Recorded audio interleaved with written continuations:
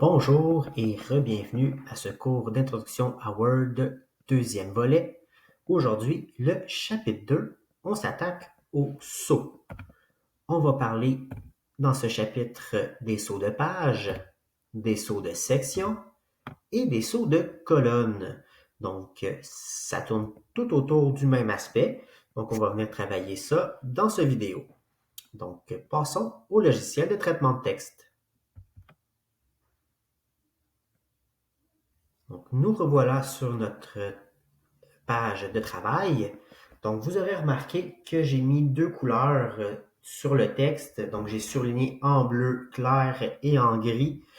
Ça va nous permettre de bien voir les différents sauts qui sont exécutés, voir l'effet que ça va avoir sur notre document. Donc, on travaille toujours les aspects de mise en page de notre document. Donc, sous les onglets d'en haut de notre page, on va aller sur l'onglet mise en page et on va aller travailler maintenant toujours dans la boîte dialogue mise en page où on retrouvait les images, l'orientation et les aspects qu'on a travaillés précédemment. On va venir travailler les sauts. Donc, en cliquant dessus, on a différents sauts qui nous sont proposés. On a des sauts de page, on a des sauts de colonne, l'habillage du texte, on pourra y revenir, et on a ici une section des sauts de section, donc section de page suivante, section continue, page paire et impaire. Donc, on va passer certains de ceux-ci, donc ceux qui nous seront utiles pour le cours et que vous aurez davantage l'occasion d'utiliser dans vos travaux. Donc, dans un premier temps, il est important de venir vraiment s'assurer que nos marques de paragraphes sont bien visibles. Les sauts de page, sauts de section et sauts de colonne vont apparaître comme des marques non imprimables. Ça veut dire qu'on va les voir à l'écran écrites, mais qui n'apparaîtront pas une fois imprimées. Donc, ça, c'est bien sélectionné. Pour introduire en premier temps un saut de page, la fonction d'un saut de page, c'est de couper le texte à un endroit et de recommencer à la page suivante, tout simplement. Donc, c'est ce que je vais venir faire. Je veux séparer mon texte bleu et mon texte gris. Je veux que mon texte gris commence à une nouvelle page. Donc, je me place à l'endroit où je veux séparer mon texte. Donc, je viens cliquer juste avant la marque de paragraphe. On voit que mon curseur est bien à cet endroit-ci. Ça clignote. Je m'en viens dans la section saut de page. Donc, onglet mise en page, boîte de dialogue mise en page et l'option saut de page. On vient tout simplement cliquer sur saut de page. Donc, vous avez un petit descriptif ici. Marquez l'endroit où se termine une page et où commence la page suivante. C'est ce qu'on veut faire actuellement. Donc, je viens cliquer ici. Et on voit apparaître à l'endroit où on avait notre curseur, saut de page. On remarque que la section grise n'est plus là du tout. Elle est maintenant à la page suivante, tout simplement. On peut introduire différents sauts de page dans un même texte. Donc, disons que je mettais cette partie surlignée d'une autre couleur, disons enfoncée comme ça, et que je voulais venir insérer un autre saut de page, cette fois-ci entre ces deux paragraphes-ci. Donc, mise en page, saut, saut de page, et on remarquerait que mon texte est maintenant séparé sur 3 pages. Si on veut enlever un saut de page, c'est assez simple. On vient placer notre point d'insertion juste après le saut de page et on enlève ça comme si on enlèverait une lettre où on avait fait une faute d'orthographe en faisant un retour. Et le saut de page s'est enlevé tout simplement. Je peux faire la même chose avec celui que j'avais intégré ici. Je place mon curseur, je fais Delete et mon texte est revenu à l'endroit où il était. Donc, ça, c'est pour les sauts de page. Ça va vraiment changer d'une page à l'autre.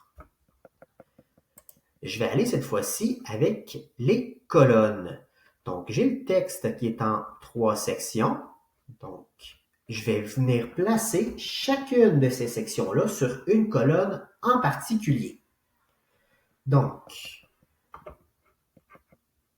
ici, je vais placer en premier le tout sur 3 colonnes. Et là, on remarque qu'il y a une partie des bleus pâles qui se retrouvent dans la colonne bleu foncé et les gris qui commencent dans la section suivante. Donc, je vais aller intégrer des sauts de colonne pour séparer ces différentes couleurs-là. Donc, je place mon curseur à l'endroit où je veux insérer un saut. Donc, ça clignote, je suis dans l'endroit désiré. Je viens dans saut de page, je viens dans saut de colonne et je viens tout simplement cliquer. Donc, on voit bien ici qu'on va venir ramener vers le haut tout ce qui était en bas. Et c'est ce qui est arrivé. Vous voyez les petits points ici qui représentent le saut de colonne et tout le texte en bleu maintenant de l'autre côté. Je peux faire la même chose maintenant avec le texte en gris. Donc, mon point d'insertion, saut de colonne, et vous voyez que la section bleue pâle, elle est seule sur son côté et la section grise est maintenant seule sur la sienne. Donc, toutes les sections sont sur leur colonne. On remarquera que la section grise était plus large que les autres. Je vais aller voir si je peux mettre ça sur une orientation paysage afin de voir si ça rentre au complet. Je vais jouer maintenant avec mes marges puisque j'ai le même problème, bien que ça se soit amélioré. Je vais aller chercher des marges étroites et on se rend compte que j'ai maintenant tout sur une seule page. Donc, vous voyez qu'on peut venir jouer avec les sauts pour arranger notre texte, mais on peut aussi venir jouer avec l'orientation et les marges pour s'assurer que tout est visible de la manière qu'on le souhaite.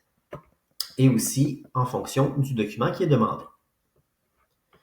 Donc, je vais annuler mes dernières commandes afin de revenir à mon texte. Il nous reste à aborder les sauts de section. Donc, sauts de section, ceux qu'on va utiliser davantage, ça va être les sauts de section page suivante et les sauts de section continue. Donc, la différence entre les deux, c'est qu'un saut de section continue, on va voir la marque du saut de section, mais le texte reste sur une seule page, alors que le saut de section de page suivante, on va voir encore une fois le saut de section, mais cette fois-ci, comme le saut de page, ça va à la page suivante. Quel est l'intérêt ou la différence entre un saut de page et un saut de section page suivante? C'est qu'en fait, un saut de section, ça vient un peu couper notre document en deux parties. C'est comme si on avait mis un séparateur entre deux sections d'un cahier. Donc, on va pouvoir faire des modifications sur une des deux sections sans que ça ait un impact sur la deuxième. Donc, je vais vous montrer rapidement un saut de page. Je vais modifier certaines choses et vous allez voir, ça va s'appliquer sur l'ensemble du texte. Donc, on a notre page ici. On vient insérer un saut de page ici. Donc, on est sur une page suivante. Et si je fais un changement d'orientation, donc disons paysage, vous allez remarquer que l'ensemble de mon texte, de mon document, est en format paysage. Je vais revenir à l'arrière et je vais appliquer maintenant des sauts de section.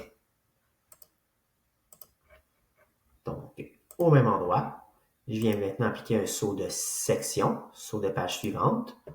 Mon texte est toujours séparé en deux parties, mais cette fois-ci, je peux venir faire un changement d'orientation et cela n'aura d'impact que sur la première des sections. Je pourrais faire à l'inverse, venir changer l'orientation seulement de la deuxième section. Donc, je remets ça en portrait. Je vais à la deuxième section. Je change l'orientation. Et cette fois-ci, ce n'est que la deuxième section qui est affectée. On peut venir faire la même chose avec les marges. Donc, les marges, on va venir les prendre étroites. Et vous remarquez que les marges ont été appliquées à la première section et non à la deuxième. Donc, vous allez pouvoir jouer avec ça dans vos documents, venir modifier un peu l'allure, tout dépendamment du travail demandé. Je vous donne par exemple, encore une fois, quand on vous parle de journal, il peut y avoir des publicités. Donc, une page publicitaire peut très bien être sur format portrait et le texte en format paysage ou vice-versa. Donc, ce sera à vous de jouer afin d'améliorer votre document. Donc, avec ça, on conclut le chapitre des sceaux.